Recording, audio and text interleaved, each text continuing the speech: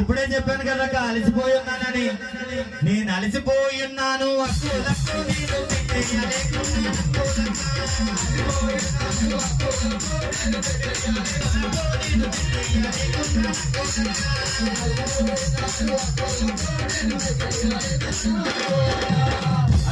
అలసిపోయావు కానీ జాలారన్నా, ఒకసారి నా బాధ అర్థం చేసుకో జాలారన్నా.